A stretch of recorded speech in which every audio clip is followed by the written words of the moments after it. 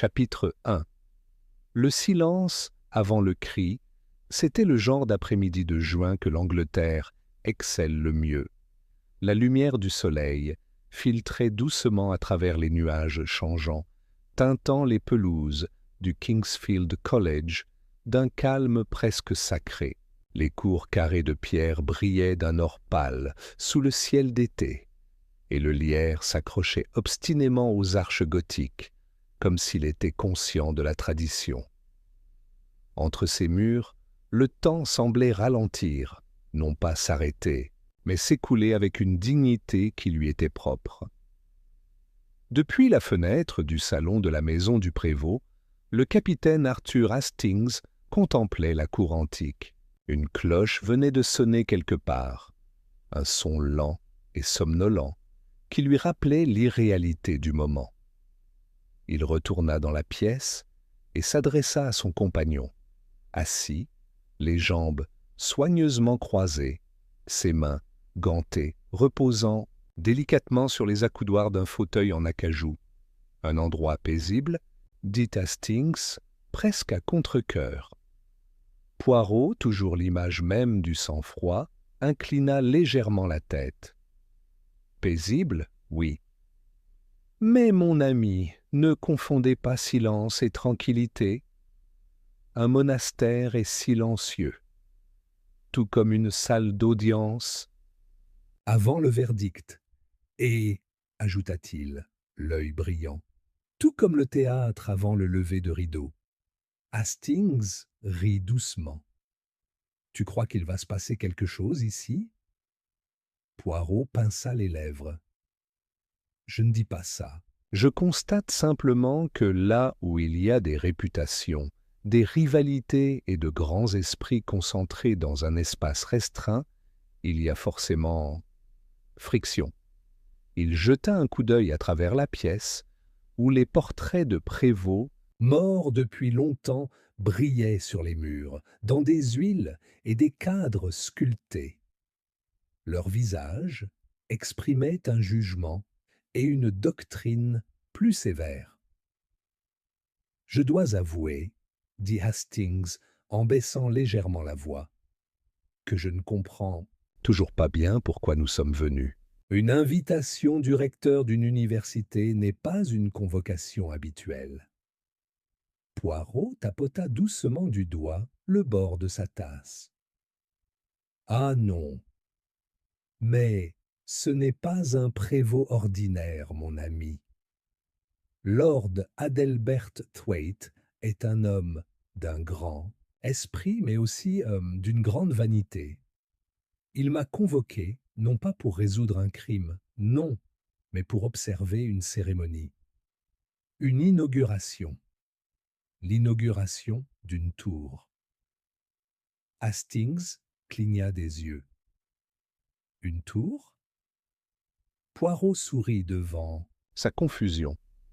En effet, la nouvelle tour d'ivoire, comme on la surnomme de façon dramatique, financée par un mystérieux bienfaiteur construite à grands frais, est censée abriter le centre de recherche le plus avancé du genre en Europe. Cela ne semble pas être une affaire qui relève de la compétence d'un détective. Pas à moins de considérer, dit Poirot d'un ton doux, la question de la jalousie humaine. À ce moment-là, la porte s'ouvrit, et le majordome, un homme d'une discrétion si mince qu'il semblait plus une ombre qu'un serviteur, annonça « Lord Thwaite vous recevra dans le jardin ouest. » Ils le suivirent dans un couloir lambrissé, bordé d'inscriptions latines et de bois sombres. Dehors, le jardin embaumait le buis et les roses chauffées par le soleil. Un homme imposant, vêtu d'une robe d'académicien, se tenait près d'un cadran solaire en marbre, ses cheveux argentés reflétant la lumière. « Mon cher monsieur Poirot », salua Lord Thwaite avec une joie théâtrale. « Et le capitaine Hastings, bien sûr. Un honneur. » « Un profond honneur. » Il prit la main de Poirot dans la sienne, et la serra comme s'il accomplissait un rituel. Je disais justement au professeur Reed que je m'attendais à un meurtre d'un jour à l'autre, histoire de vous donner une occupation plus appropriée. Poirot haussa les sourcils. « Espérons, monseigneur, qu'aucun sacrifice ne sera requis à mon égard. » Thwaite rit doucement et désigna un groupe de chaises sur la pelouse. « Venez, venez ! Vous devez rencontrer les personnages principaux. Aucun roman policier n'est complet sans eux. » 3 personnes étaient déjà assises. Une grande femme aux cheveux gris fer et à l'expression de désapprobation permanente leur fit un signe de tête. « Mademoiselle Marjorie Greetham », précisa Thwaite. « Classique, la langue la plus acérée de l'université. » La bouche de la femme se serra, mais elle ne dit rien. À côté d'elle, un jeune homme aux cheveux indisciplinés et aux doigts tachés de nicotine jetait des cendres sur l'herbe. Professeur Lucian Reed. Mathématiques. Un esprit brillant. Un peu moins brillant en société. Lucien grogna, mais ne se leva pas. Et enfin, dit Thwaite avec un sourire un peu trop crispé, Dr Imogen Vale. Psychologie. Notre nomination la plus récente et la plus controversée. La femme en... Question tendit la main à Poirot. Elle était saisissante, les yeux noirs, le sang-froid d'un érudit et la grâce d'une danseuse. « Vous arrivez juste à temps, monsieur Poirot, » dit-elle. « La tension ici pourrait être contenue et vendue. » Thwaite frappa dans ses mains. « Excellent. Voyez-vous, Poirot, nous sommes tous très conscients de nos responsabilités. Si seulement cela nous incitait à mieux nous comporter. Je crois, dit Poirot en s'installant dans un fauteuil, que les gens ne sont jamais aussi dangereux que lorsqu'ils se croient intelligents. Il y eut un silence tendu et assez révélateur. Puis Miss Greetham dit froidement « Vous devez comprendre, monsieur Poirot, que le collège a récemment subi des bouleversements. »« Vraiment ?» dit Poirot. « Oui, » dit Lucien en agitant à nouveau sa cigarette. « La tour, cette foutue tour. » Thwaite émit un bruit semblable à une toux étouffant un gémissement. L'objectif était d'unifier les disciplines, a déclaré le docteur Vale. Au lieu de cela a attisé les rivalités. Qui obtient la plus haute distinction? Qui reçoit les subventions du bienfaiteur? Quelles recherches sont jugées les plus vitales? Hastings, un peu perplexe, jeta un coup d'œil à Poirot, mais le visage du Belge était un masque d'attention. Lucien se pencha en arrière. Et puis, il y a la question que personne n'est censé poser. Lequel? S'aventura Hastings. Qui est le bienfaiteur? Demanda Lucien avec un sourire en coin. Personne ne le sait. Les fonds sont arrivés sous le nom d'A.B. Lux. Pas d'adresse, pas de société, juste une cascade d'or. On se demande ce qu'ils attendent en retour. Mademoiselle Greetham renifla. Un sponsor moderne, aux illusions de grandeur. Je n'en suis pas si sûr, murmura le docteur Vale. Il y a quelque chose qui cloche. Allons, allons, dit Thwaite en se levant. N'assombrissons pas la journée avec des spéculations. Nous dînerons dans la salle commune des seniors ce soir. Et demain, demain, la tour s'ouvrira et tout sera clair. Tandis que le groupe se dispersait, Poirot s'attarda au bord du jardin, levant les yeux vers la flèche étincelante de la nouvelle tour qui s'élevait derrière les toits médiévaux du collège. Ses vitres reflétaient le soleil de fin d'après-midi d'un or flamboyant. « Qu'en penses-tu » lui demanda doucement Hastings. Poirot plissa les yeux. J'en fais une question, dit-il. Une question très ambitieuse, et qui exige, peut-être, une réponse en temps voulu. Et tandis que la cloche sonnait à nouveau, 6 coups profonds qui résonnèrent dans le quadrilatère. Poirot se retourna, sa silhouette sombre se détachant sur les pierres éclairées par le soleil. Quelque part dans le collège, une fenêtre a claqué, un chien a aboyé, et les ombres s'étendaient sur les pelouses. Chapitre 2. Une mort à l'aube. La grande cloche du Kingsfield College sonna 5 coups avant l'aube, un son creux et inconnu qui semblait résonner dans les cloîtres, endormi comme un avertissement. Hastings, qui somnolait légèrement dans sa chambre d'amis au-dessus de la vieille bibliothèque, se redressa brusquement. L'espace d'un instant, il ne put identifier le son. Puis, on frappa violemment à sa porte, suivi de la voix fluette et pressante du majordome. « Capitaine Hastings, monsieur, toutes mes excuses, mais il y a un incident. » Un incident, la manière anglaise d'annoncer une catastrophe. Hastings enfila une robe de chambre et suivit l'homme qui se déplaçait avec une rapidité presque paniquée. La lumière matinale était bleue et froide, s'infiltrant dans les couloirs de pierre comme un fantôme. Alors qu'il passait la cage d'escalier, un autre domestique du collège, un jeune portier, passa en hâte, l'air confus, un trousseau de clés à la main. « Que s'est-il passé » demanda Hastings. « On m'a dit… » « De ne rien dire, monsieur. Mais Lord Thwaite requiert votre présence, et celle de monsieur Poirot s'il est réveillé. » Il l'était. Lorsqu'ils atteignirent le pied de l'escalier menant à l'aile est, ils trouvèrent Poirot déjà habillé, impeccable comme toujours, ses moustaches parfaites malgré l'heure. « Viens, Hastings, » dit-il doucement. « C'est… je… le crains, le moment que nous attendions. » Le groupe traversa le cloître en silence, leurs pas résonnant de manière inquiétante sur les dalles.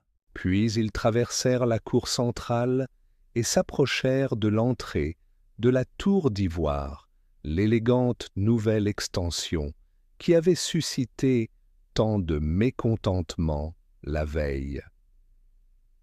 2 agents étaient postés devant les portes vitrées, maintenues ouvertes pour laisser entrer la fraîcheur matinale. À l'intérieur, le silence était étrange. L'architecture moderne contrastait étrangement avec les bâtiments universitaires plus anciens, tout en lignes épurées, en marbre clair et en acier brossé. C'était une beauté à la fois aseptisée et presque corporative. Au fond de l'atrium, un escalier en colimaçon s'élevait en spirale, tel un ruban d'acier et de verre. Un officier en uniforme se tenait à son pied, parlant à voix basse à Lord Thwaite lui-même, qui avait désormais l'air beaucoup moins théâtral que la veille. Se retourna en les voyant. « Merci d'être venu. C'est une affaire d'une extrême urgence et d'une grande délicatesse. » Poirot inclina la tête. « Qui est mort, monseigneur ?» Thwaite ferma les yeux un instant. « Professeur Lucian Reed. Ils l'ont trouvé ce matin. » Dans l'observatoire, au sommet de la tour. Hastings prit une inspiration brusque. « Assassiné ?» Le prévôt hésita. « C'est à la police de le déterminer, bien sûr, mais… » « Oui, il y a du sang, beaucoup de sang. »« Et, mon Dieu !» murmura Poirot. « Et comment a-t-il été découvert ?» Une assistante diplômée, mademoiselle Wilhelmina Cartwright. Elle est arrivée tôt pour préparer la cérémonie d'aujourd'hui. L'ascenseur étant en panne, elle a emprunté l'escalier. Arrivée à l'observatoire, il marqua une pause. Elle a crié si fort qu'elle aurait réveillé les morts. Certes, pas assez fort pour réveiller le professeur Reed, dit Poirot d'un ton sombre. Puis-je voir le corps? Une brève conversation avec l'inspecteur, un homme à l'air sérieux nommé Beechcroft, permit d'obtenir l'autorisation. Poirot et Hastings furent autorisés à monter, accompagnés d'un officier. L'ascension fut longue. 6 volées de marches en spirale. On entendit des traces de pas précipités et de panique tout au long du chemin. Un mouchoir tombé, des chaussures éraflées sur les marches métalliques. Au sommet se trouvait un large dôme de verre, l'observatoire. En dessous, le chaos. La pièce était circulaire, remplie d'instruments étincelants, télescopes astronomiques, appareils de mesure, écrans en verre avec affichage électronique. Près de la table centrale, affalée sur le sol poli, reposait Lucian Reed. Sa chemise était tachée de noir, une plaie effilochée juste en dessous de la clavicule. Une traînée de sang marquait l'endroit où il avait apparemment reculé en titubant depuis le centre de la pièce, avant de s'effondrer. Une main serrait un crayon. L'autre était tendue vers le mur du fond, comme pour attraper quelque chose. Poirot s'agenouilla à côté de lui sans toucher le corps. « Un coup de feu » demanda Hastings. L'inspecteur Beechcroft secoua la tête. Poignardé. Une lame très fine. Peut-être une sorte de stylet. Nous n'avons pas encore trouvé l'arme. Poirot scruta la pièce du regard. Et pas de verre brisé. Aucun signe de lutte. Et il est habillé.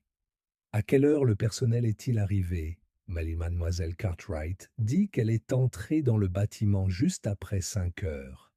Le crime a donc dû avoir lieu avant, mais pas longtemps avant. Le sang est encore humide. Poirot se leva et arpenta lentement la pièce. Il n'y a qu'une porte, dit-il. Pas d'autre entrée? Aucun, confirma l'inspecteur. Et rien n'indique qu'il ait été forcé. Poirot s'arrêta devant une étagère remplie de journaux et de carnets. L'un d'eux avait été retiré à moitié, le tome Z de l'arithmétique céleste de l'effondrement. Newtonien Poirot le poussa du bout de sa main gantée. Une lecture inhabituelle pour un homme mourant. Peut-être qu'il cherchait de l'aide, a déclaré Hastings. Poirot émit un léger bruit de désaccord. Non, dit-il. Il cherchait du sens. Ils redescendirent et trouvèrent les autres réunis dans le salon du prévôt. Le Dr Vail, mademoiselle Gritham et plusieurs autres personnes qui avaient visiblement appris la nouvelle.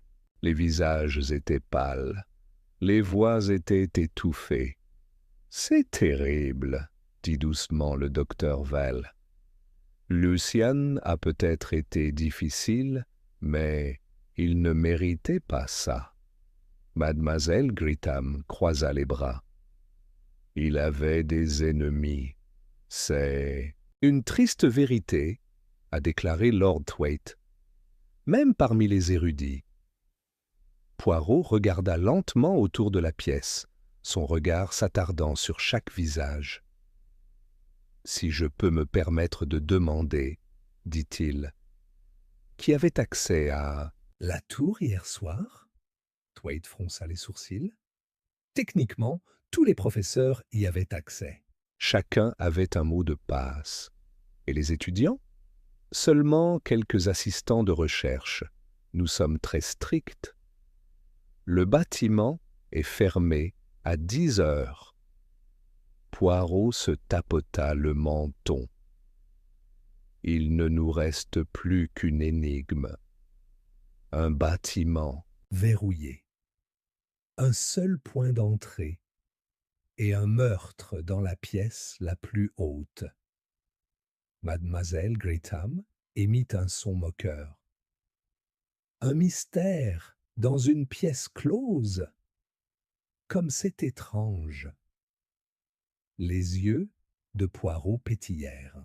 Madame, vous le dites avec mépris, mais je trouve ces énigmes très révélatrices. Quand il n'y a qu'une seule porte, il ne faut pas s'intéresser aux moyens, mais à l'esprit. Le docteur Vell observait Poirot avec attention. Pensez-vous que l'un de nous a fait ça?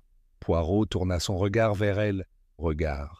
Croyez-vous que quelqu'un d'extérieur à l'université avait une raison de tuer le professeur Reed? Je suppose que non. Il hocha la tête. Nous partons donc du principe que quelqu'un à l'intérieur de cette tour d'ivoire a fait couler du sang. Il se tourna vers l'inspecteur Beechcroft.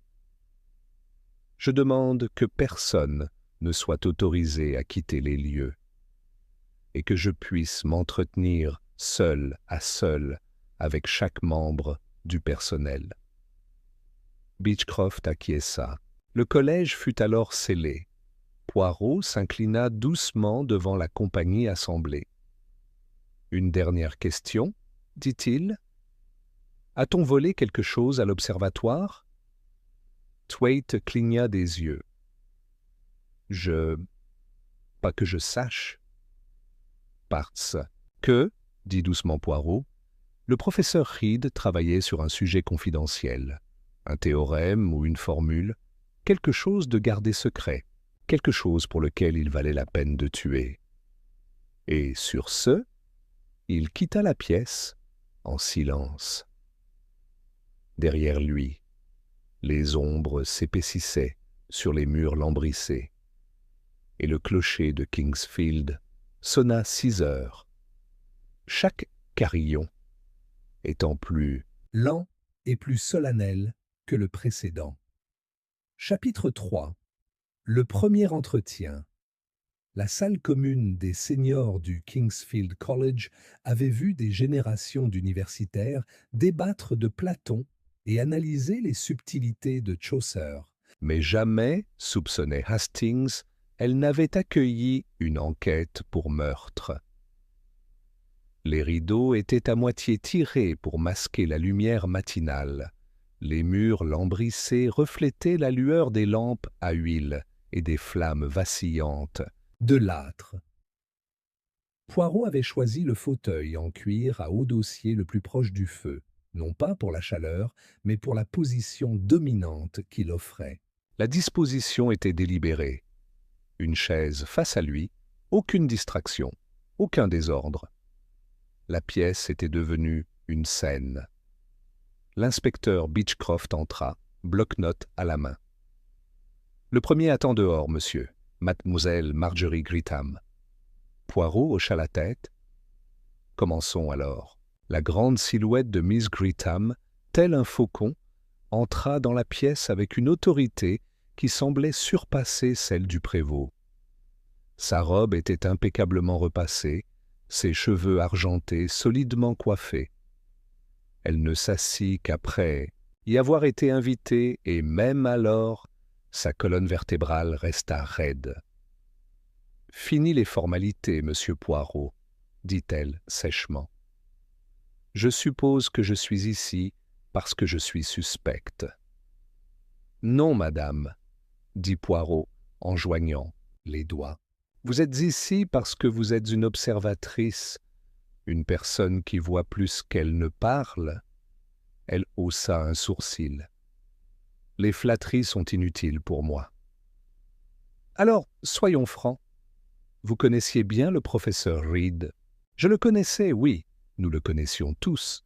Lucian Reed était un brillant mathématicien et un collègue détestable, arrogant, méprisant, sujet aux insultes publiques. Étiez-vous en bons termes ? » Elle esquissa un sourire sec. « Il m'a accusé un jour, lors d'un dîner de faculté, rien que ça, d'avoir réduit Ovide à un feuilleton glorifié. Ça vous semble bien ? Avait-il d'autres ennemis que toi ? » Le professeur Reed se faisait des ennemis comme certains hommes se font des amis. Facilement et souvent. La plupart des étudiants en avaient assez de lui. J'imagine que même Les portiers ont levé leur verre ce matin. Poirot inclina la tête. « Madame, où étiez-vous hier soir entre 10 heures et 5 heures? »« Dans ma chambre, je lis. »« Seul ?» ?»« Naturellement. » Poirot resta silencieux un instant.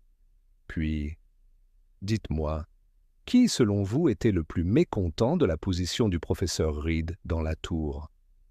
Elle réfléchit. « Le docteur Vail, peut-être. » Elle est venue ici, pleine de théories modernes, et s'attendait à un tapis rouge. Lucian s'est donné pour mission de la discréditer. Et il y avait des rumeurs, bien sûr. Des rumeurs? Sa bouche se pinça. De nature personnelle. Mais je ne répète pas les ragots. Poirot sourit doucement. Tu t'en souviens, c'est tout. Ses yeux se plissèrent. Si tu veux m'accuser, fais-le. Je n'accuse pas, madame. Je me contente d'arranger les faits, comme des fleurs dans un vase. Merci. Ce sera tout. Alors qu'elle partait dans un bruissement de lourde robe, Hastings se pencha plus près. « Une femme plutôt sévère, hein?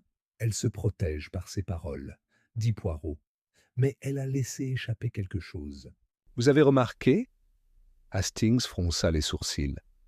« À propos du docteur Vail ?» Poirot hocha la tête. « Elle la craint. Et ça nous dit quelque chose. À suivre, s'il vous plaît. » La suivante à entrer fut le docteur Imogen Vail. Elle portait un chemisier vert forêt sous une veste anthracite, ses cheveux noirs ramenés en arrière en une chignon bas. Elle était assise plus décontractée que mademoiselle Gritham, une jambe repliée sous elle. « Je suppose que cela concerne Lucien. »« Oui, madame. Je vous demande simplement de répondre honnêtement. Je vais essayer. Mais pour les psychologues, la vérité peut être un concept flexible. » Poirot ne souriait pas. « Vous avez eu des désaccords avec le professeur Reed. J'avais guère avec le professeur Reed. Il croyait que la psychologie était une pseudo-science. Il a un jour déclaré à une classe d'étudiants que j'étais une diseuse de bonne aventure titulaire d'un doctorat. Et comment as-tu réagi? Je l'ai invité à débattre. Il a décliné. Parce qu'il avait peur de toi? Parce qu'il me considérait comme insignifiante. » Poirot hocha la tête. « Et pourtant, on l'a retrouvé avec votre nom dans son agenda, ce matin. » Les yeux de Vail s'écarquillèrent. « Quoi? »« Oui. Un rendez-vous à 5 heures du matin. Votre nom écrit proprement. »« C'est impossible. » »« Je ne savais pas. Tu n'étais pas dans la tour? »« Non, je dormais dans ma chambre. »« Mon assistant peut confirmer que je ne suis pas parti avant 7 heures. » Poirot croisa les mains. « Dites-moi, madame, le professeur Reed travaillait-il sur quelque chose qu'il aurait gardé secret? » Elle hésita. « Oui. Une sorte de calcul avancé. Il n'arrêtait pas d'y faire référence comme à la variable qui disparaît. Je pensais que c'était une métaphore. Maintenant, je me pose la question. A-t-il mentionné avoir été menacé? Seulement professionnellement. Il m'a dit un jour, autour d'un café, qu'un esprit peut être plus affûté qu'un couteau, mais tout aussi facilement se retourner contre son maître. Poirot pencha la tête. « C'est très bien, madame. Et aussi très inquiétant. » Val se leva. « Suggérez-vous que je l'ai tué, monsieur Poirot? »« Non, dit-il doucement. Mais je suggère que quelqu'un voulait que l'esprit du professeur Reed disparaisse. » Lorsqu'elle est partie, Hastings a déclaré. Elle semblait secouée. Poirot hocha la tête. Parce qu'elle a peur. Non pas d'être découverte, mais de ce dont elle pourrait se souvenir. L'inspecteur Beechcroft revint. « Dois-je envoyer le dernier membre du corps enseignant? »« Non, dit Poirot. »« Prenons un moment. il faut réfléchir. Il se tourna vers Hastings. Lucian Reed est mort seul dans un observatoire verrouillé. Il n'y a ni arme du crime, ni effraction. Il devait rencontrer quelqu'un, et quelqu'un d'autre le savait. Tu penses que la réunion était un piège? Peut-être, ou peut-être que c'était réel et que quelqu'un l'a intercepté. Il y eut une pause. Puis Poirot ajouta « Il y a un détail qui me dérange, mon ami. » « Qu'est-ce que c'est » Poirot se tapota la tempe. « Le crayon. Il l'a serré en mourant. Pourquoi ? Ce n'était pas un homme sentimental. Pas de mots griffonnés, pas de message griffonné avec du sang. Alors, qu'est-ce que ça veut dire » Poirot se leva. « Cela signifie, Hastings, que l'indice n'est pas ce qu'il a écrit, c'est ce qu'il avait l'intention d'écrire. » Juste à ce moment-là, on frappa à la porte. Un jeune portier, le visage rouge et essoufflé. « Pardon, monsieur, nous venons de trouver quelque chose. » Les yeux de Poirot se plissèrent. « Quoi ? Une enveloppe ? » Cachée au fond du tiroir du bureau de l'observatoire. Elle porte la mention « À ouvrir seulement en cas de décès. » Hastings prit une inspiration. Un avertissement ou une confession, dit Poirot d'un ton sombre. « Venez, voyons ce que le mort a eu la peur de laisser derrière lui. » Et tandis qu'il suivait le garçon à travers les couloirs silencieux, une fois de plus, les pas de Poirot résonnèrent non seulement avec détermination, mais avec la première ombre de vérité. Chapitre 4.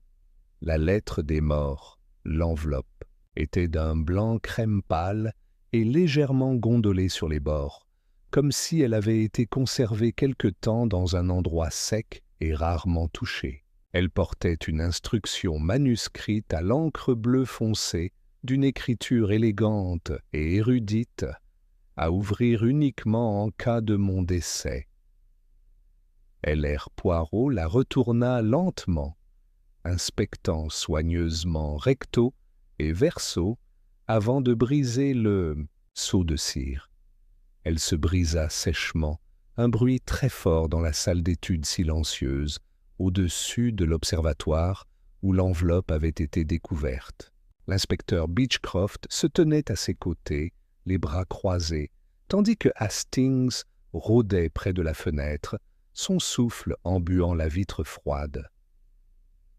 À l'intérieur se trouvait une seule feuille de papier à lettres, de couleur ivoire.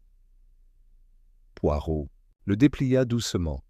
Ses yeux parcoururent le contenu une fois, puis une autre fois, plus lentement. Puis il lut à voix haute « À celui qui trouve ceci, si je suis mort, ce ne sera pas un accident, ni une maladie. Je me suis fait trop d'ennemis pour qu'il en soit autrement.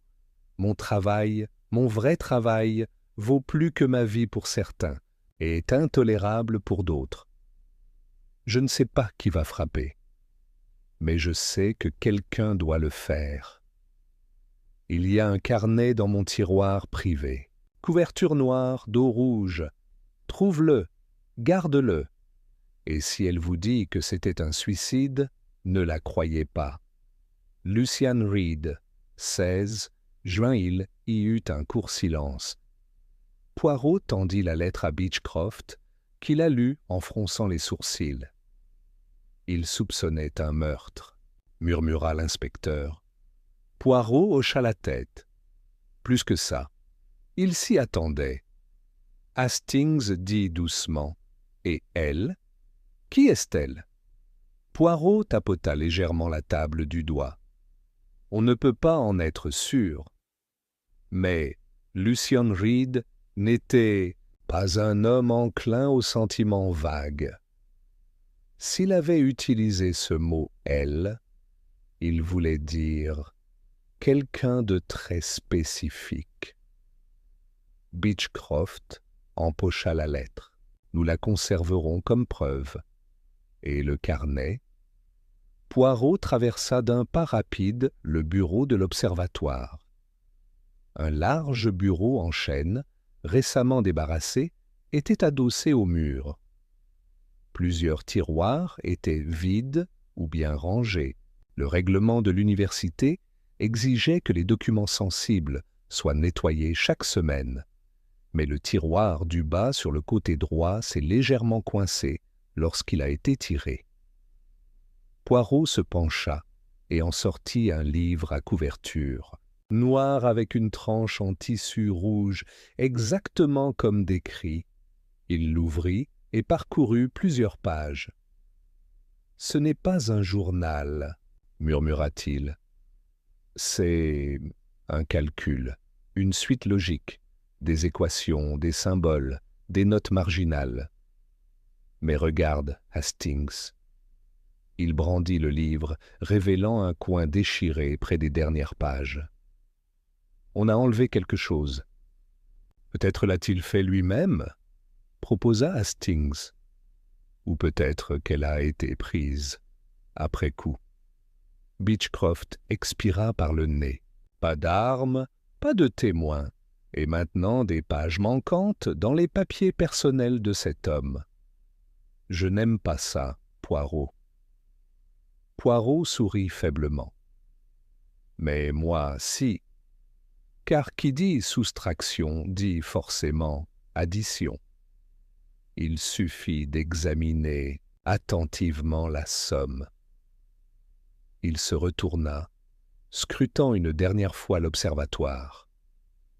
Son regard s'arrêta sur le télescope en laiton, posé près de la fenêtre est. Poirot s'approcha et regarda dans l'oculaire. Après avoir légèrement ajusté la mise au point, il émit un léger son intéressé. « Hastings, viens voir !» Hastings, obligeamment, regarda à travers l'objectif. Il est dressé sur la tour de la chapelle. Poirot hocha la tête. Oui, et en biais, vers le clocher. C'est une chose étrange à étudier avec un télescope d'observatoire, a déclaré Beechcroft. À moins que, dit Poirot doucement, ce n'est pas ce que voit le télescope qui compte, mais quand. Les hommes descendirent de la tour dans un silence pensif, Poirot portant le carnet avec le plus grand soin. De retour dans le bureau du prévôt, ils trouvèrent une tension nouvelle dans l'air. Lord Thwaite se tenait près de la cheminée, discutant à voix basse avec mademoiselle Marjorie Greetham. Le docteur Vail était assise légèrement à l'écart, les mains jointes sur ses genoux, l'air indéchiffrable. Poirot entra et brandit la lettre. « Mesdames et messieurs, » dit-il calmement, « nous avons une déclaration écrite par le professeur Reed avant sa mort. Il y formule 3 affirmations. La pièce s'est tue. Premièrement, il croyait qu'il serait assassiné. Allaitement. Deuxièmement, il a laissé derrière lui un carnet essentiel à son travail. Nous avons retrouvé ce carnet dont il ne reste que quelques pages déchirées. Il laissa cela se poser, puis ajouta « Et 3. Qu'une femme puisse prétendre que sa mort était un suicide, et qu'une telle affirmation serait fausse. » Silence. Greetham reprit ses esprits la première. « C'est absurde. Lucian était un homme paranoïaque et prétentieux, mais il n'était pas clairvoyant. »« Non, » acquiesça Poirot, « mais il était observateur. Il ressentait la pression. Peut-être recevait-il des menaces. Peut-être remarquait-il un comportement inhabituel. Quelle qu'en soit la cause, il anticipait le danger. Le docteur Vail dit lentement, mais il n'avait pas peur. Poirot se tourna vers elle. Non, elle secoua la tête. Pas la semaine dernière, du moins. Il semblait inhabituellement... satisfait, comme s'il avait enfin trouvé quelque chose. Hastings a demandé « Craquer quoi ?» Val hésita, puis se pencha en avant. Lucian prétendait avoir découvert un algorithme prédictif. Un algorithme basé sur des probabilités comportementales, basé sur des variables apparemment aléatoires. Il disait pouvoir suivre les actions avant qu'elles ne se produisent, les décisions, même émotionnelles. Cela semblait absurde. « Pourquoi absurde ?» demanda doucement Poirot. « Parce que ce ne sont pas des mathématiques, c'est de la psychologie ou de la prophétie ou un meurtre, » murmura Miss Gritham. Le docteur Vail se retourna brusquement. « Qu'insinuez-vous » ? « Je sous-entends, » dit Gritham, la voix tendue, « que Reed a peut-être découvert quelque chose que quelqu'un d'autre voulait enterrer. » À ce moment-là, la porte s'ouvrit. C'était le même portier subalterne que tout à l'heure. « Pardon, monsieur, mais l'agent Rake vient de rentrer d'une inspection du chemin de la pelouse arrière. Il a trouvé une trace de pas frais, près de la porte coupe-feu arrière de la tour. » Beechcroft fronça les sourcils. « Des traces de pas? Par ce temps sec? » ?»« Oui, monsieur, à travers les massifs de fleurs. Les jardiniers ont arrosé hier soir, laissant le sol meuble. » Poirot se redressa. « Alors nous allons inspecter ce chemin immédiatement. » Ils sortirent du bureau en groupe, traversant la cour sous le soleil matinal qui s'étendait. À l'arrière de la tour, près d'une petite sortie de service, ils découvrirent une série d'empreintes superficielles dans le sol sombre. Des chaussures, d'hommes à semelles étroites, reliant l'herbe à la porte, puis retournant à la porte. Beechcroft s'accroupit. « Il n'était pas là hier, je le jure. » Poirot s'agenouilla près de lui. « Et pourtant, ils ne sont pas assez frais pour avoir été préparés ce matin. Il n'y a pas eu de flaque d'eau. Les bords sont fermes. Tard hier soir, je crois, après l'arrosage. » Il se leva et regarda le bâtiment. « Cette porte est rarement utilisée, n'est-ce pas ?» Le portier hocha la tête. « Sortie de secours uniquement. Toujours verrouillée. » Poirot sourit faiblement. Et pourtant, quelqu'un avait la clé. Il se tourna vers Beechcroft. « Inspecteur, je demande que nous examinions le registre des clés. Chaque copie de la clé principale de la tour doit être comptabilisée, et les empreintes digitales doivent être vérifiées. » Beechcroft hocha la tête, griffonnant déjà. « Et toi, Hastings ?» dit Poirot d'un ton doux mais pressant. « Tu m'accompagneras aux archives du collège. Je souhaite en savoir plus sur cette tour, sur le bienfaiteur qui l'a construite. Tu penses que l'argent a quelque chose à voir avec le meurtre ? » ?»« Je ne pense pas, Hastings, » répondit Poirot. « Je le déduis, et je soupçonne que nous découvrirons bientôt que ce qui brille aux fenêtres de la tour n'est pas de l'or, mais une illusion. » Chapitre 5. Le silence du bienfaiteur. Les archives du Kingsfield College se trouvaient sous la chapelle, un labyrinthe d'étagères et de placards hermétiques, où des grains de poussière tourbillonnaient, tels des souvenirs anciens, dans les rayons froids d'une lumière tamisée. L'odeur était caractéristique. Du vieux cuir, de l'encre délavée et une légère odeur chimique. Hastings éternua en descendant les marches de pierre. « Tu sais, Poirot, un homme pourrait perdre son âme dans un endroit pareil. » Poirot sourit faiblement. « Peut-être, mais on peut aussi trouver un meurtrier. » L'archiviste du collège était une femme d'une étonnante discrétion, présentée seulement sous le nom de Madame Pell. Elle les conduisit à une table de lecture où plusieurs boîtes de dossiers étaient déjà prêtes. Elle portait des gants et se déplaçait comme si chaque document était une relique sacrée. « Vous avez demandé des documents concernant la construction de la tour d'ivoire, dit-elle d'une voix presque chuchotée. Financement, permis et correspondance associée. C'est tout ce qui existe. Poirot s'inclina légèrement. Merci, madame. Les dossiers étaient classés chronologiquement. Les premiers documents contenaient des plans, des contrats signés et des lettres d'approbation du conseil d'administration de l'université. Puis, coincé entre des comptes rendus de réunions et des factures, Poirot trouva la première référence au mystérieux donateur.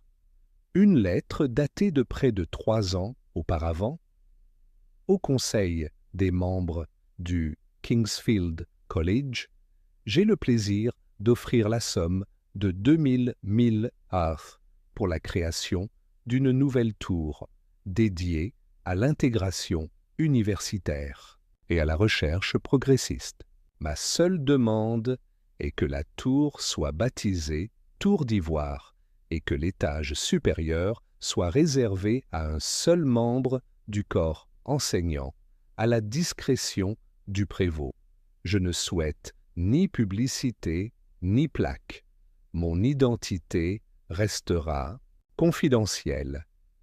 Vous pouvez me désigner dans la documentation sous le nom de A.B. Lux. Bien à vous en bourse, A.B. Lux Hastings siffla. 2 millions de livres sans crédit, c'est anti-anglais. Poirot fronça les sourcils et remarquait la dernière stipulation. Le dernier étage a été réservé par le prévôt. C'est Lord Thwaite qui a donné ce poste à Lucian Reed. Oui, murmura Hastings. Je me souviens du ton étrange hier quand Thwaite l'a présenté. Il semblait presque réticent. Poirot hocha la tête. Exactement. Il faut se demander, Lord Thwaite a-t-il agi sous la pression en nommant Reed, ou l'a-t-il regretté plus tard? Ils ont continué à lire. Un mémorandum attira l'attention de Poirot. Il s'agissait d'une note manuscrite de Thwaite adressée à l'intendant, datée juste avant le début des travaux de la tour. Assurez-vous que les clauses de sécurité sont bien en place. Lux a exigé l'anonymat et j'ai des doutes. Aucun donateur ne donne sans un appât caché quelque part. Conservez toutes les références sous un nom de code uniquement. Si quelque chose ne va pas, je veux un compte rendu clair, indiquant que j'ai exprimé mes inquiétudes. À Poirot tapota le papier. Hastings, vous voyez? Même à ce moment-là, Thwaite sentait comme une corde tirée. Mais par qui? Ils ont demandé une liste de tous les dons des 5 dernières années. Curieusement, aucune autre contribution de A.B. Lux, ni d'aucun autre pseudonyme connu, n'était mentionnée dans les archives universitaires. Aucune bourse, aucun don antérieur. Pas même une référence dans les bases de données des anciens élèves. C'était comme si ce nom avait surgi de nulle part, avait déposé une fortune, puis avait disparu à nouveau. Serait-ce le pseudonyme d'une personne interne au collège? Demanda Hastings. C'est possible. Mais la méthode est trop prudente. Un véritable initié ne laisserait pas une trace aussi nette de miettes de pain, à moins de le vouloir, apparaître comme un fantôme. Il marqua une pause. C'est un nom trompeur. Lux, lumière. Et pourtant, on ne voit rien clairement. Ils remercièrent Madame Pell et quittèrent les archives. Le soleil de midi filtrait à travers les fenêtres du collège lorsqu'ils sortirent, éclairant la cour. Les étudiants passèrent en groupe silencieux, jetant des regards inquiets vers l'imposante flèche de verre à l'extrémité est du campus. L'observatoire scellé brillait faiblement à la lumière du jour. De retour dans la maison du prévôt, Lord Thwaite faisait les 100 pas près de l'âtre. Un cognac, intact, se trouvait sur la table à côté de lui. « Vous avez vu les dossiers » demanda-t-il. Poirot hocha la tête. « Oui. » Il soulève plus de questions qu'il n'apporte. « De réponses » Thwaite grogna. « Racontez-moi. » Quand cette offre est arrivée, 2 millions de livres, anonymement, j'étais partagé entre la suspicion et le sens pratique. Nous avions besoin d'un établissement moderne. Reed revenait tout juste de la Sorbonne et parlait de génie pluridisciplinaire. Il était charmant, controversé et totalement convaincu de son génie. Vous l'avez nommé au dernier étage. Je l'ai fait. Mais pas facilement, soupira Thwaite. Il a exercé un lobbying acharné. Il a prétendu pouvoir attirer des bourses de recherche et des investisseurs étrangers.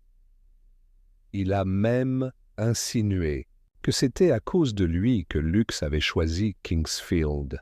« Tu l'as cru » Thwaite secoua la tête. « Pas une seconde. » « Mais le reste du conseil, si. » Poirot se pencha. « Et le docteur Vail était-il au courant de ce lien ?» Vail et Reed étaient proches à un moment, des collaborateurs peut-être plus encore. Puis ils se sont disputés, bruyamment. Poirot hocha la tête. « Merci, Lord Thwaite, c'est très utile. » Il se tourna vers Hastings alors qu'il sortait une fois de plus. Il existe un lien, Hastings, entre le donateur et la mort. J'en suis certain. Le bienfaiteur se cache derrière un voile, mais un voile n'est utile que lorsqu'on craint d'être vu. Alors qu'ils traversaient la pelouse, une voix les interpella. « Capitaine Hastings. »« Monsieur Poirot !» C'était mademoiselle Wilhelmina Cartwright, l'assistante diplômée qui avait découvert le corps. Elle traversa la cour en courant vers eux. Un carnet relié en cuir à la main. « Désolé, » dit-elle à bout de souffle. « Je n'étais pas sûre de devoir apporter ça, mais je l'ai trouvé caché, derrière de vieux livres, dans l'observatoire. » Il était caché. Poirot prit l'objet. Il était usé, avec plusieurs pages cornées. Il l'ouvrit. À l'intérieur se trouvaient des croquis, des diagrammes de cercles concentriques, des notations mathématiques, des orodatages et un tableau intitulé « Prédiction d'événements émotionnels ». Au dos, une liste de noms apparaissait. Greetham d'Accord Thwaite W., Cartwright, Lux. L'expression de Poirot s'assombrit. Il établissait des profils psychologiques pour tous les occupants de la tour. Mademoiselle Cartwright pâlit. « Vous pensez que c'est pour ça qu'il est mort ?»« Je pense, » dit doucement Poirot, « que le professeur Reed a joué un jeu très dangereux. Il observait tout le monde, les étudiait, non pas pour faire des recherches, mais pour en tirer un avantage. Et l'un d'eux s'en est rendu compte, a déclaré Hastings. Poirot hocha la tête. Oui. Et il le fit taire avant qu'il puisse terminer son analyse. À ce moment-là, un portier du collège apparut, essoufflé et pâle. « L'inspecteur Beechcroft requiert votre présence, monsieur. » Dans le bureau du docteur Vail. « Quelque chose de nouveau » demanda Poirot. « Oui, monsieur, » dit le portier. « Quelqu'un a cambriolé le tiroir de son bureau. » Poirot se redressa.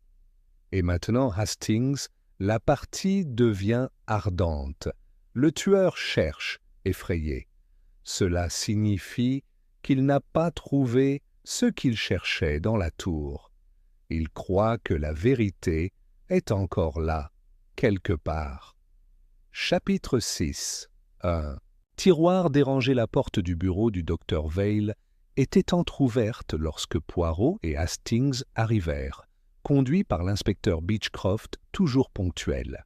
Si l'espace conservait sa dignité académique, des étagères alignées, un bureau en noyer poli et une longue et étroite fenêtre encadrant le cloître, il avait désormais l'allure d'un sanctuaire violé.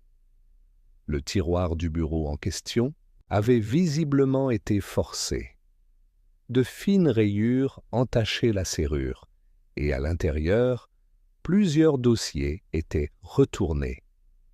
Une liasse de papier gisait éparpillée sur le sol. Une violette en pot avait été renversée, ses feuilles se flétrissant dans la terre renversée. Poirot resta immobile dans l'embrasure de la porte. « Inspecteur, dit-il doucement, le docteur Vail a-t-il été informé? Elle est en route. Le portier a remarqué la porte entr'ouverte vers 7 heures du matin, alors qu'il faisait sa ronde. Et rien n'a été pris? Beechcroft secoua la tête. On ne peut pas le dire, mais le docteur Vail en saura plus. Poirot s'approcha du bureau et inspecta soigneusement les tiroirs, scrutant l'intérieur de chacun. L'effraction est à la fois maladroite et astucieuse, murmura-t-il. Comment cela? Demanda Hastings. Maladroit dans son exécution. Traces d'outils, meubles déplacés, mais astucieux dans le choix de la cible.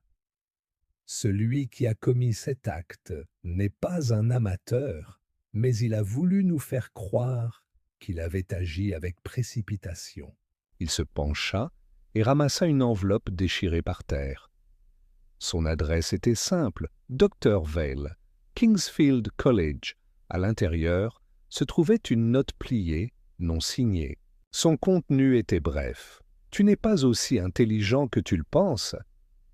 Laisse tomber, ou il ne sera pas le dernier. » Hastings inspira profondément. Une menace. Poirot tenait délicatement le papier par les bords. En effet. Mais plus que ça, c'est une confession. Avant qu'Hastings ne puisse répondre, le docteur Vail entra, ses talons aiguisés sur le sol en pierre, ses yeux passant rapidement de la pièce aux hommes qui s'y trouvaient. « On m'a dit qu'il y avait eu un cambriolage, » dit-elle. « Bon sang, qu'est-il arrivé à mon bureau ?» Poirot lui tendit le mot en silence. Elle le lut, son visage se crispant à chaque ligne. Ce n'était pas là hier. Poirot hocha la tête. C'est la nature des avertissements, madame. Il n'arrive que lorsqu'il est trop tard. L'inspecteur Beechcroft demanda doucement. Est-ce qu'on a volé quelque chose? Elle parcourut brièvement les dossiers, les mains exercées et calmes. Non, mais ils ont fouillé mon dossier personnel sur Lucien Reed. Pouvons-nous le voir? Demanda Poirot. Elle hésita, puis le lui tendit. Le dossier était mince, juste quelques pages de notes, principalement des observations cliniques, mention du sommeil irrégulier de Lucien, son obsession pour un modèle qu'il qualifiait de la spirale de l'anticipation et sa paranoïa accrue ces dernières semaines. Il est venu me voir en tant que collègue pour me demander un soutien psychologique, a-t-elle expliqué. Mais ensuite, il m'a interrogé. Surmonil voulait comprendre ce qui me faisait vibrer. Comme il le disait, Poirot jeta un coup d'œil à une note griffonnée dans la marge du dossier. Son esprit est trop ordonné. Que cache-t-elle sous la symétrie? Il le lui a rendu sans commentaire. « Dites-moi, docteur Vail, dit-il, la nuit du meurtre, vous avez dit que vous étiez dans votre chambre? Oui. Quelqu'un t'a vu? Mon assistant m'a croisé dans le couloir vers 22 heures. Je revenais de la salle commune. Pourrait-il confirmer que vous êtes resté à l'intérieur jusqu'au matin? Elle hésita.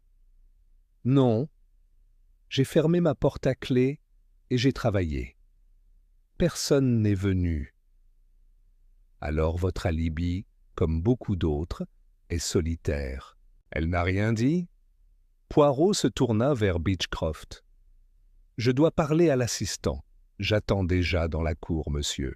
Ils trouvèrent l'assistant, monsieur Edwin Late, un étudiant de 3e cycle à la voix douce, aux cheveux blonds clairsemés et qui avait l'habitude de jeter des coups d'œil nerveux à ses chaussures.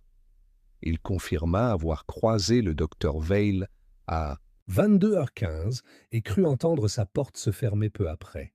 « Tu l'as entendu s'ouvrir à nouveau ?»« Non, monsieur. Mais je ne l'aurais pas fait. Ma chambre est de l'autre côté du couloir. D'ailleurs, je suis sorti plus tard. » Poirot haussa un sourcil. « Où est-ce qu'il est sorti? Je marche parfois la nuit. Ça m'aide à réfléchir. » Poirot se pencha vers lui. « Tu as marché près de la tour ?» Late hésita. « Je suis passé près d'elle, oui. Vers 2 heures du matin, j'ai vu une lumière allumée dans l'observatoire. » Les yeux de Poirot brillèrent. « Tu es sûr? »« Oui. Juste une. C'était bref. J'ai supposé que Reed travaillait tard. » Poirot joignit les doigts. « Tu ne l'as dit à personne? Je pensais que ça n'avait pas d'importance. Maintenant, je ne suis plus sûr de rien. » Poirot se tourna vers Hastings alors qu'il se séparait du jeune homme nerveux. « Tu vois, mon ami, le mensonge vient doucement, mais il parle toujours plus fort que le silence. Je ne te comprends pas. Le docteur Vail a dit avoir vu Reed pour la dernière fois cet après-midi-là, mais elle a omis de préciser qu'une lumière brûlait dans sa chambre bien après minuit, et quelqu'un d'autre le savait.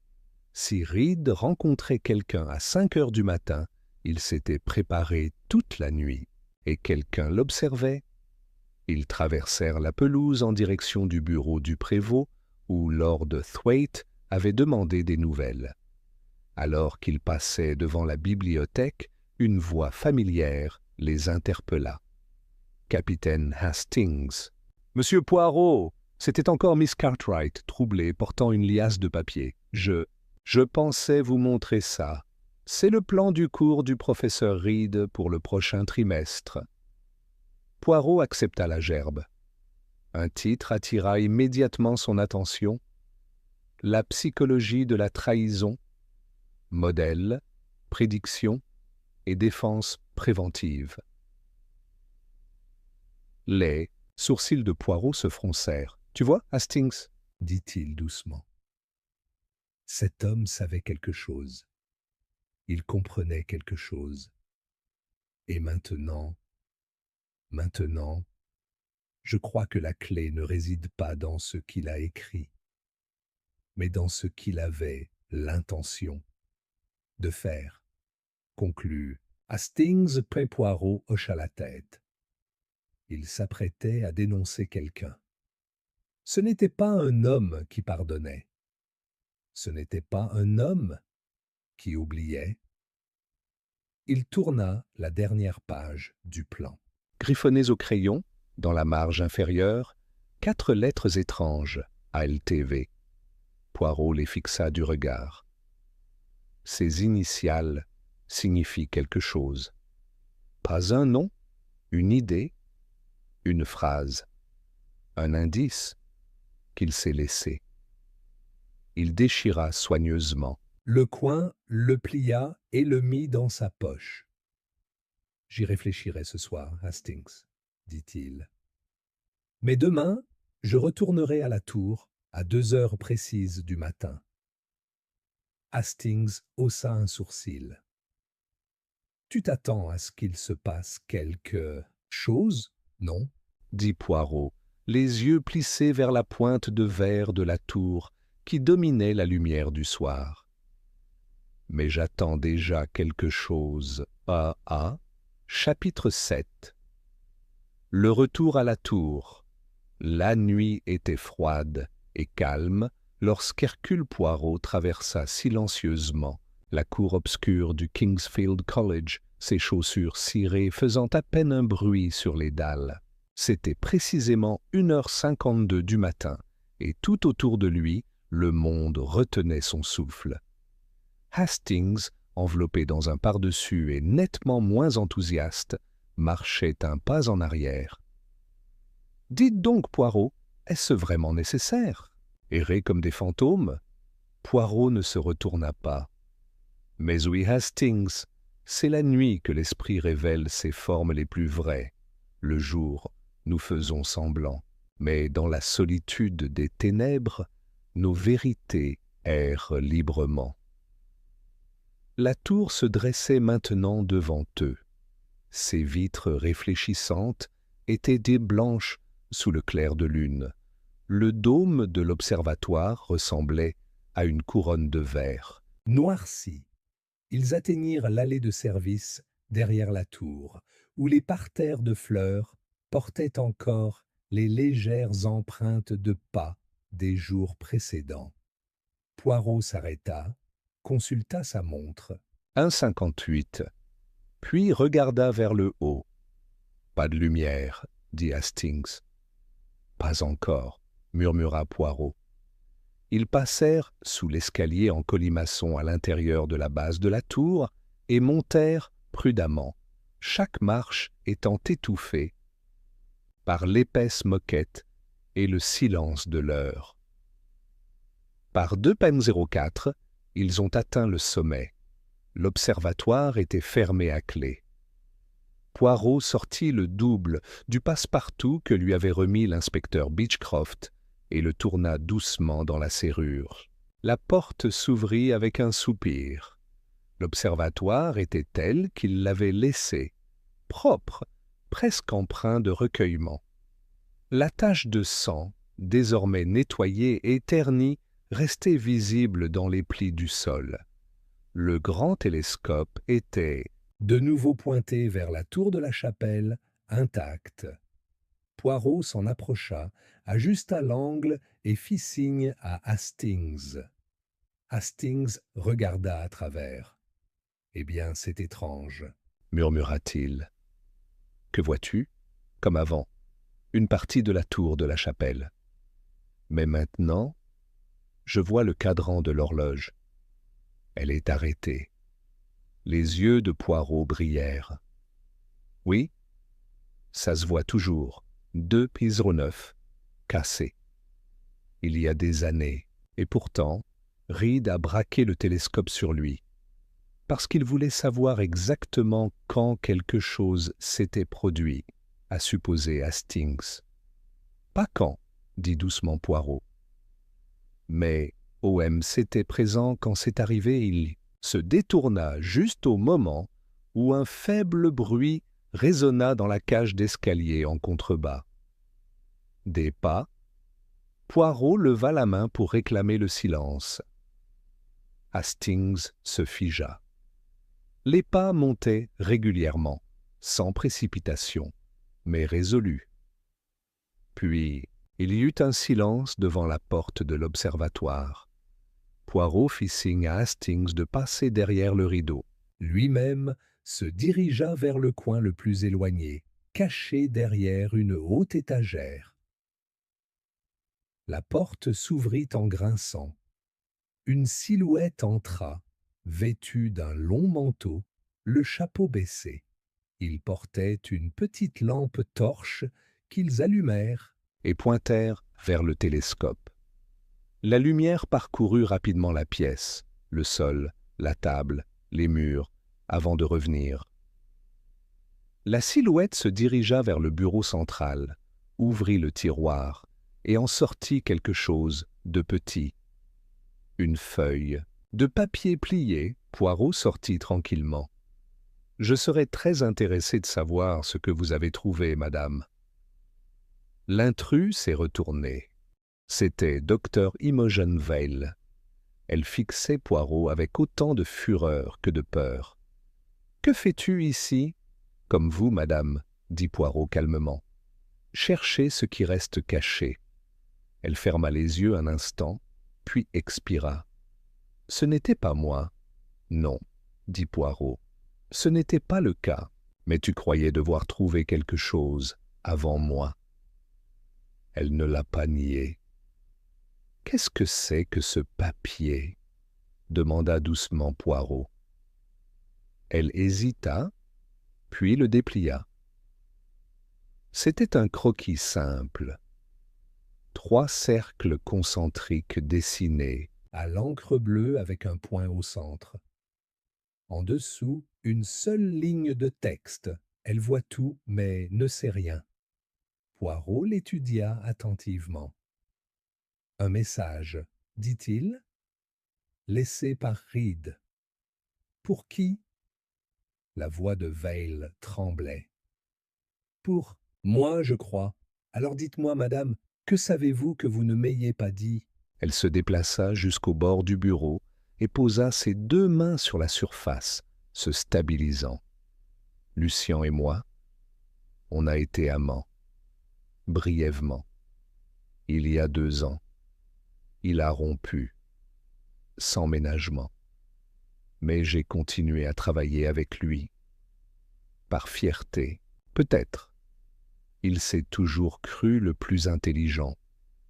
Mais ce projet, ce modèle prédictif, il s'était convaincu qu'il pouvait identifier la trahison, la déloyauté et même l'intention.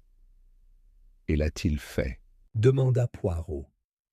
Il a dit que oui. Et il est devenu obsédé. Il a prétendu que l'un de nous préparait quelque chose de catastrophique. Est-ce qu'il a nommé quelqu'un ? Elle détourna le regard. Il n'arrêtait pas de dire « La tour s'effondrera avant d'être terminée. » Je pensais que c'était une métaphore. Poirot resta silencieux un instant. Puis il dit « Et la note, les cercles et la ligne, qu'en pensez-vous » Vale traça les cercles du bout des doigts. C'est le modèle, la spirale d'anticipation. Il croyait que chaque action commençait dans le cercle extérieur. Un murmure, une pause, puis vers l'intérieur, le déni, le mobile, le déclencheur, au centre, la conséquence. Et la phrase « Elle voit tout mais ne sait rien ?» Elle sourit amèrement. C'est comme ça qu'il me voyait. Un esprit habitué à observer, mais incapable de ressentir la vérité. Poirot s'avança. Et a-t-il raison ? Elle n'a rien dit. Derrière le rideau, Hastings s'agita. « Poirot, regarde !» Poirot se retourna. Sur la table, à côté du télescope était assis un plaque photographique, un verre ancien et lourd enveloppé dans du papier noir. Il le déballa soigneusement et le tendit vers la fenêtre, où la lumière de la lune le frappait faiblement. C'était une image, floue mais reconnaissable, une silhouette, debout près de la tour de la chapelle, la nuit. La silhouette d'une personne, tenant ce qui ressemblait à une mallette ou à une arme. Le docteur Vale inspira brusquement. « Ce n'est pas moi. »« Non, » dit Poirot, « ce n'est pas vrai, mais quelqu'un que Reed a aperçu grâce à sa longue vue, une rencontre, un rendez-vous secret, et il l'a respecté, peut-être par mesure de sécurité. » Il se tourna vers Hastings. « Allons, mon ami. Il faut porter ça à l'inspecteur Beechcroft immédiatement. Je crois que le temps du silence touche à sa fin. » Alors qu'il quittait, L'observatoire, Poirot jeta un dernier coup d'œil à l'horloge immobile sur la tour de la chapelle, 2P09. Puis il tourna son regard vers le ciel sombre, au-dessus. « Les étoiles, Hastings, murmura-t-il. Elles sont très loin. Mais même à cette distance, elles révèlent la vérité. » Chapitre 8.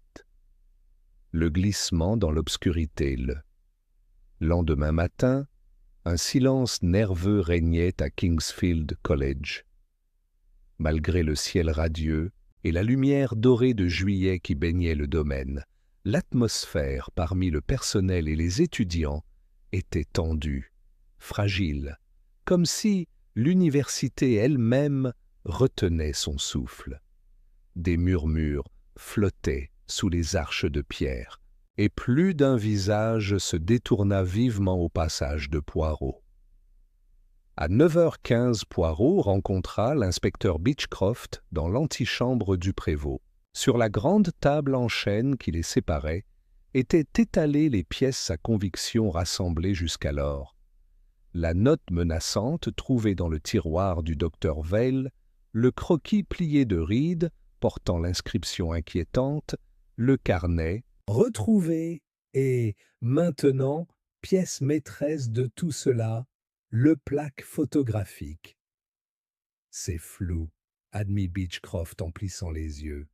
« Mais la silhouette est nette. Ce sac ou cette mallette est distinct. Une idée de qui est cette silhouette ?»« J'ai 3 idées, » répondit Poirot, « mais une seule vérité. Je crois que l'identité du personnage ne réside pas dans l'image elle-même, mais dans OMS savait qu'ils avaient été observés. » Beechcroft fronça les sourcils. « Alors tu penses que le tueur savait que Reed les avait vus cette nuit-là? » À travers le télescope? Oui, et je crois que Reed avait l'intention d'utiliser cette photo comme moyen de pression, peut-être pour dénoncer une trahison. Beechcroft expira lentement. « Alors, quelqu'un a paniqué. Il l'a tué avant qu'il puisse agir. »« Mais non, mon ami, » dit doucement Poirot. « Ce n'était pas de la panique. C'était stratégie. Froid, calculé. Et très probablement prémédité depuis des semaines. » L'inspecteur resta silencieux. À ce moment précis, la porte s'ouvrit. Un grand Lord Thwaite, l'air fatigué, entra. « Je vous prie de m'excuser. Je reviens d'une réunion plutôt désagréable avec le conseil d'administration de l'université. Ils exigent des réponses. Discrètes. » Poirot inclina la tête. « Et vous, milord, quelle réponse faites-vous? Toi chercher ?» Thwaite était lourdement assis sur la chaise, en face d'eux. « Je veux savoir si ce meurtre a un rapport avec le monde universitaire, ou si nous avons été des imbéciles qui ont joué à un jeu plus sinistre. » Poirot se pencha en avant. « Laissez-moi vous demander ceci, Lord Thwaite. Au début de la construction de la tour, y a-t-il jamais eu de visiteurs non officiels, des hommes ou des femmes qui ont porté un intérêt particulier au site, peut-être, même avant que Lucian Reed n'y soit affecté? » Thwaite réfléchit. « Il y avait une femme. Je ne me souviens plus de son nom. Elle est venue une fois au début et a dit qu'elle représentait des intérêts philanthropiques privés. Habillée comme une avocate, manteau noir, broche verte. Elle a demandé des nouvelles des étages supérieurs, si l'accès pouvait être limité. » Le regard de Poirot s'aiguisa. « A-t-elle rencontré le professeur Reed? »« Pas à ma connaissance. »« Et cette femme, vous souvenez-vous d'autre chose? » Thwaite hésita. « Seulement qu'elle portait un long étui noir. Comme un violoniste. » Poirot se leva brusquement. « Merci, ce sera tout pour l'instant. » Dehors, dans le couloir, Poirot se tourna vers Hastings. « Nous devons parler à Marjorie Greetham Immédiatement, Hastings cligna des yeux. « Greetham !» Mais elle n'a pas participé à la conception de la tour. « Non, » répondit Poirot. « Mais elle connaît tous ceux qui l'étaient. » Ils trouvèrent mademoiselle Greetham assise dans le jardin du cloître, vêtue de sa robe universitaire malgré la chaleur, lisant un volume de Cicéron avec une détermination tranquille. Elle leva les yeux sans surprise à l'approche de Poirot. « Tu es venue pour creuser plus loin, n'est-ce pas, madame ?» dit Poirot avec une gravité polie. « Je voudrais savoir qui, parmi les professeurs, aurait le plus à perdre si le soi-disant algorithme de trahison de Lucian Reed était rendu public. » Greetham ferma son livre. Cet homme pensait que tout le monde était une menace. Il semait la suspicion. Pourtant, il vous a observé attentivement, dit Poirot. Il a inscrit votre nom dans son carnet. Pourquoi? Les lèvres de Greetham se pincèrent. Parce que je lui ai dit qu'il était dangereux. Et il faisait pleurer les étudiants pendant les travaux dirigés. Il se moquait publiquement d'un jeune assistant pour son bégaiement. Son carnet? Ce n'était pas de la recherche. C'était une liste de rancunes déguisées en mathématiques. Hastings intervint. Pensez-vous que quelqu'un l'a tué par vengeance? L'expression de Greetham se durcit. Je pense que quelqu'un l'a tué parce qu'il savait qu'il n'en avait pas fini. Poirot s'assit à côté d'elle. Une dernière question. Saviez-vous qu'une femme, proche du donateur de la Dow, Tour, a visité le chantier avant la fin des travaux? Greetham eut une vague réaction. J'ai entendu des rumeurs. Une employée de ménage prétendait qu'une étrangère à l'accent chic était venue poser des questions. Elle disait qu'elle boitait. Poirot haussa un sourcil. « Tu boites ?» ?»« Oui. Elle marchait avec une canne, apparemment. Le personnel l'appelait le fantôme de la tour. Est-ce que quelqu'un l'a identifié ?» Greetham marqua une pause. « Je crois que le docteur Vail l'a mentionné un jour. Il a parlé d'un examen éthique contourné. Elle a dit que le projet avait été accéléré. Je pensais qu'elle était paranoïaque. » Le regard de Poirot devint dur. « Elle ne l'était pas. Merci, madame. » Plus tard dans l'après-midi, Poirot a demandé une réunion privée avec Dr Val dans la petite salle de séminaire, juste à côté de la bibliothèque. Elle arriva avec prudence, son manteau replié sur un bras, la broche verte, à son cou scintillant faiblement à la lumière de la lampe. « Je suppose que ce n'est pas une invitation à prendre le thé, » dit-elle. « Non, » répondit Poirot. « C'est un test de mémoire et de motivation. » Elle croisa les bras. « Vas-y alors. » Poirot s'approcha. « Vous avez visité la tour avant son achèvement. Vous marchiez avec une canne, peut-être. Même avec une fausse boiterie. Vous portiez une longue mallette noire. Je ne l'ai pas fait. Non, tu ne sais pas maintenant. Mais à l'époque, peut-être souhaitiez-vous observer, contrôler le projet dans l'ombre. » Elle le fixa du regard. « Tu dis que je travaillais avec le donneur ?» Poirot ne dit rien. Elle laissa échapper un long soupir. « Tu as tort. Est-ce que je le suis ?»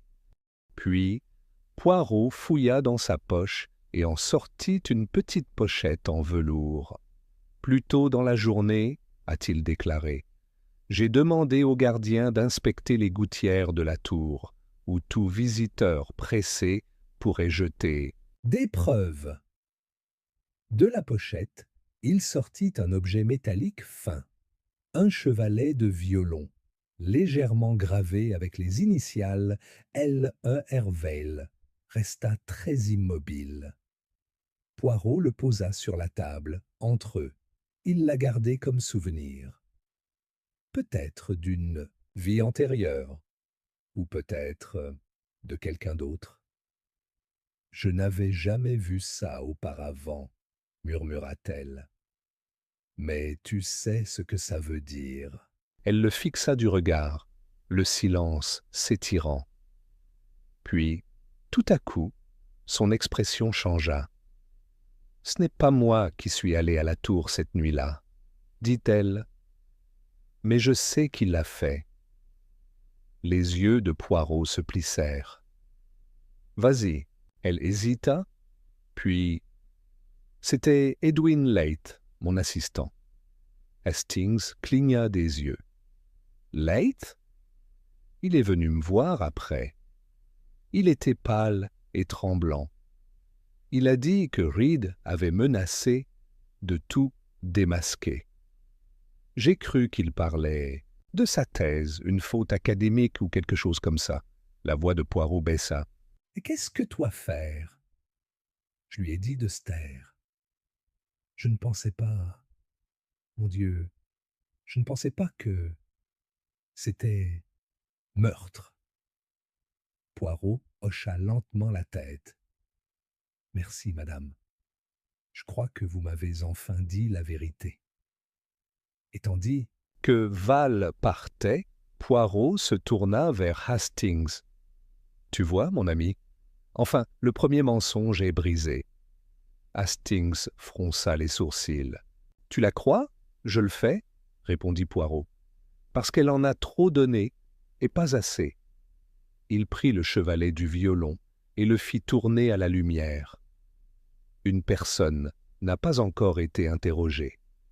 Celle que nous avons écartée trop facilement. OMS, Poirot sourit faiblement. Celui qui a trouvé le corps. Chapitre 9. Le piège de l'esprit. Silencieux.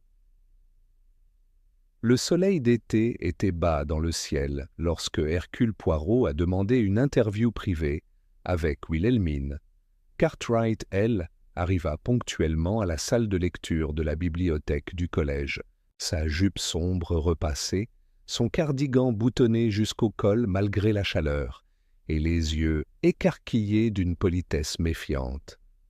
Elle ne bougea pas, mais ne soutint pas le regard de Poirot plus d'un instant. Hastings remarqua que ses doigts tremblaient lorsqu'elle posa son bloc-notes sur la table. « Veuillez vous asseoir, mademoiselle, » dit doucement Poirot. « Ne soyez pas nerveuse. »« Je ne suis pas nerveuse, » répondit-elle trop vite. Ictoris était assis dans une alcôve tranquille, entre les rayons d'histoire grecque et de philosophie, un espace que Wilhelmina avait, paraît-il, apprécié durant ses études. L'air sentait le parchemin, le cirage à la lavande et le soleil. Poirot l'observa un instant, avant de reprendre la parole. « Vous avez été la première à trouver le corps du professeur Reed. »« Oui. »« À quelle heure exactement ?»« Juste après 17 heures. Je suis arrivé tôt pour préparer l'observatoire pour l'inauguration. J'espérais ranger les vitrines. L'ascenseur ne fonctionnait pas. J'ai pris l'escalier. Et tu as trouvé la porte déverrouillée ? Oui. Ce qui était inhabituel. Le professeur Reed la fermait toujours à clé. J'ai pensé qu'il l'avait peut-être laissée ouverte par erreur. Poirot pencha la tête. « Dites-moi, avez-vous touché quelque chose dans la pièce ? » ?»« Non. Enfin, je crois que j'ai heurté une table ou deux. Mais je n'ai rien bougé exprès. Et la plaque photographique, l'avez-vous remarqué ? » Alors, elle cligna des yeux. « Une photo ? » ?»« Non. Il n'y avait rien sur la table, je le jure. »« Mais il y en avait une, » dit Poirot calmement. « Nous avons trouvé une plaque, une image, représentant une silhouette devant la chapelle, la nuit. Nous pensons que le professeur Reed l'a capturé récemment. Nous pensons qu'il se préparait à affronter quelqu'un avec. Cartwright ne dit rien. La voix de Poirot baissa légèrement. Vous souvenez-vous, mademoiselle, de ce sur quoi travaillait le professeur Reed ces dernières semaines? Elle hésita. Pas spécifiquement. Il avait des horaires bizarres. Parfois, je trouvais des fragments, des équations griffonnées, des diagrammes étranges. Il était intense. Est-ce qu'il s'est déjà confié à toi? Non, répondit-elle rapidement. Je n'étais qu'une assistante. Poirot se pencha en avant. Mademoiselle, je dois vous dire quelque chose de très grave. Nous pensons maintenant que le tueur n'est peut-être pas venu à la tour. Après, le professeur Reed est arrivé, mais il attendait déjà l'intérieur. Le visage de Cartwright devint blanc. Qu'est-ce que tu racontes? Quelqu'un aurait pu entrer avant le professeur, caché à proximité, peut-être derrière le rideau de la réserve ou le store de l'observatoire, quelqu'un qui connaissait ses habitudes, qui savait qu'il viendrait tôt pour se préparer. Ses lèvres s'entr'ouvrirent légèrement. C'est ridicule. Qui voudrait, qui pourrait... Poirot sourit très faiblement. Vous, mademoiselle? Il y eut une pause, quelques secondes seulement, mais suffisamment longue pour que je le remarque. Puis Wilhelmina laissa échapper un rire court et sec. Moi? C'est absurde. Vraiment? Le ton de Poirot resta doux. Vous aviez accès. Vous connaissiez la disposition de la tour. Vous saviez quand le professeur travaillait. Et, surtout, vous êtes arrivé bien plus tôt que prévu le jour de la cérémonie, à 17 heures. D'ailleurs, un portier rapporte vous avoir vu près de l'escalier de l'observatoire dès 16h30. Cartwright détourna le regard. « J'étais en avance, » murmura-t-elle. « Je n'ai pas pu dormir. »« Tu étais déjà à l'intérieur, » dit doucement Poirot. « Et tu as vu ou fait quelque chose qui t'a effrayé ?» Elle se leva brusquement. « Je ne veux pas être accusé de meurtre. » Poirot resta assis. « Je n'accuse pas, mais je vous demande de dire la vérité avant que quelqu'un d'autre ne la dise à votre place. » Elle resta silencieuse, les lèvres serrées. Ses yeux s'emplirent de larmes. « Asseyez-vous, s'il vous plaît, » dit doucement Poirot. Elle s'est assise. « Pourquoi étiez-vous vraiment là ce matin-là, mademoiselle ?» Une longue pause. Puis, d'une voix faible, « Je suis allé le confronter. » Poirot ne montra aucun signe de surprise. « Pourquoi ?»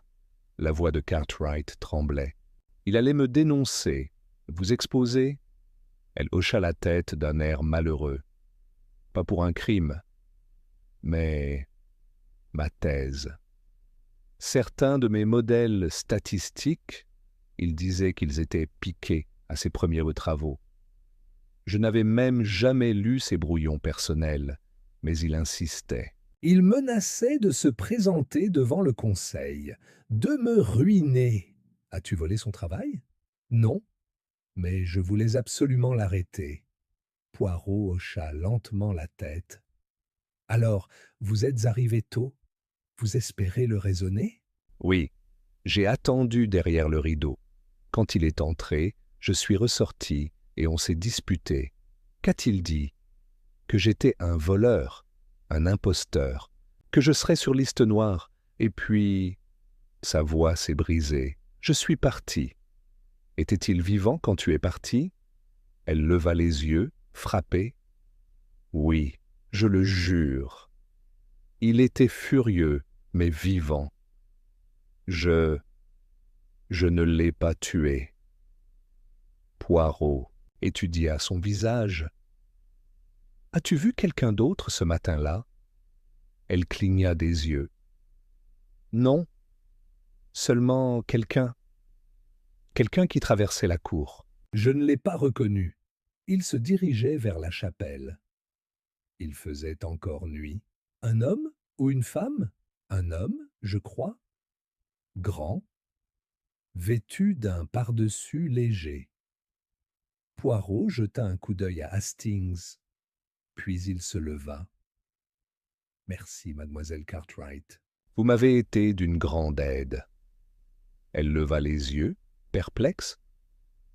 Alors, tu me crois? Poirot sourit faiblement. Mademoiselle, je crois que la vérité, une fois révélée, sonne bien différemment d'un mensonge. Et ce que j'ai entendu n'était pas le mensonge final. Il sortit dans le cloître avec Hastings. Elle ne l'a pas fait, a déclaré Hastings. Non, répondit Poirot, mais elle sait qu'il l'a fait. Même si elle l'ignore, elle le sait. Ils passèrent sous la tour, tandis que l'horloge sonnait. 4, Poirot s'arrêta brusquement, les yeux fixés sur une petite fenêtre haute. « Qu'est-ce que c'est » demanda Hastings. La voix de Poirot était très basse. « Je l'ai vu, mon ami. » « Vu quoi » Poirot se tourna lentement vers lui. La contradiction finale. Chapitre 10. La contradiction finale. Le salon de la maison du prévôt avait été préparé avec une cérémonie soignée. Des chaises étaient disposées en demi-cercle autour de l'âtre. Un plateau de thé intact refroidissait sur la table basse. Dehors, le ciel s'assombrissait sous la menace des pluies estivales et un coup de tonnerre retentit sur les vieilles pierres de Kingsfield. C'était ici, à X heure précise, qu'Hercule Poirot a réuni le cercle des suspects. Lord Thwaite était assis, raide, près du feu, un verre de xérès à la main, le visage tiré par l'insomnie. Miss Greetham occupait son fauteuil habituel à haut dossier, telle une statue de marbre. Le docteur Imogen Vale était assise, les bras croisés, une expression de tension prudente. Edwin Leith, pâle et voûté, balançait nerveusement son regard, du sol à la fenêtre. Wilhelmina Cartwright entra la dernière, la tête baissée, les doigts tordant un mouchoir sur ses genoux. L'inspecteur Beechcroft se tenait au bord de la pièce, les bras croisés. Hastings prit place près de la porte, carnet à la main. Poirot resta debout. « Mesdames et messieurs, commença-t-il doucement, vous vous demandez peut-être pourquoi je vous ai convoqués. Mais je crois que vous en soupçonnez déjà la raison. Le temps des ténèbres est révolu. La vérité doit maintenant faire son apparition. Personne n'a parlé.